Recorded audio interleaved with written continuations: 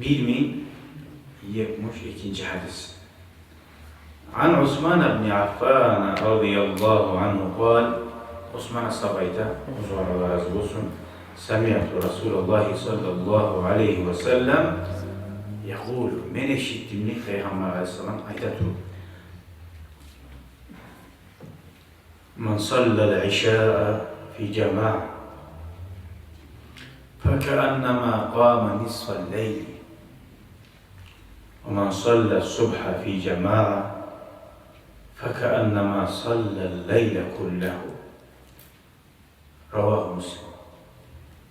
Şu hadisini adam göz altına alsa, namaz çakıragan yatsı namaz olsun, ertin namaz olsun, çünkü yuha kaldan zat başka zat adam.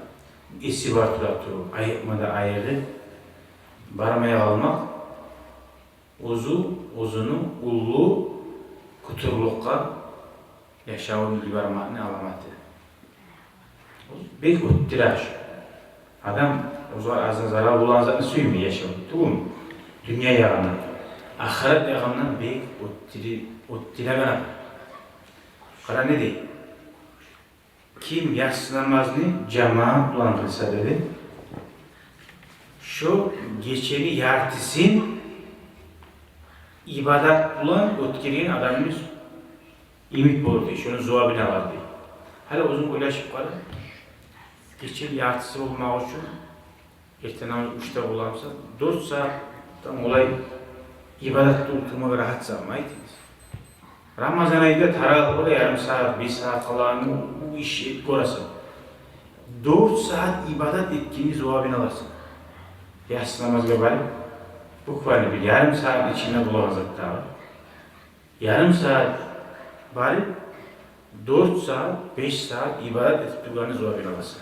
Yatsı namazga barsın. Kim ertin namazga da barsa, cemaat namazga, savlayı geçe, kalgan yartısı var geçen. Şunda ibadatını otkeliyor mu olsa? Kaysimiz olabilir, sav geçe yoklama ibadet. Vallahi bulunmaz. Bir kıyınsa, o geçe yoklama ibadet eti uygun adam şu ertin altında uygun, savu yuklaşamaz. Şöyle ullu zuhaptan adam uzunu yaşaracağı zaman mahrum oydu. Her gün geçe yoklama ibadet, bununuz bulmaysan hiç ibadet. Ama iş, bayası namaz ya da barmaysan. Daha bulmağına şu yatsı namaz ya da ertin namaz yetişsin. Şu geçen zaman ibadet bulan getirmenin uluzu olmasın. Şöyle bir daha rivayette Tirmizi Osman bin Affan'dan gelgen radıyallahu anh da hadis var. Kâle aytti di Resulullah Allah'ın elçisi sallallahu aleyhi ve sellem men şehidel işâ fi cemaatin kâne lehu qiyâmu nisfi leyletin ve men sallel işâ vel fecre fi cemaatin kâne lehu kâqiyâmi leyletin. Bir daha eskerdi. Kim yatsı namaz cemaat bulan kılsa, yartı geçenin ibadet bulan utkigen zuhap bulur. Kim yatsı namazını, o ertin namazı cemaat bulan kılsa, savulay geçe ibadet bulan utkigen imik bulur diye. Ravahum tabi hadisun hasanun sahih. Şu tahaccüd namaz kılmak için kılsa bilersin cazı vakti olanı. 2 rekat tahaccüd namazısıyla.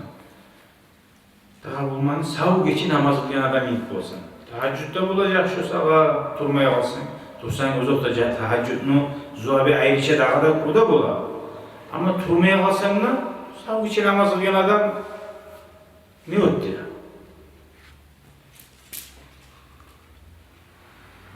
Allah ulu zat, azman zatlardan, eşitmeyelikten, şu hadislere kulak asıp tınlamayalığından adam omur getik ala şöyle boşuna. Ashab-ı birileri şöyle bir hadisleri eşitken zamanla kol suvaklılığını başına alıp humali kontovalar bulur. Hatta gıynali şöyle namadı. Gıynanmalıktan niçcahi zuhaplarını mahrum oluyor Peygamber'den. Orası. Nege şunu ben nege anlamagan mı? Şunu nege bilmeye algan mı? Nege şu kulağıma yüreğime girmeye algan ne?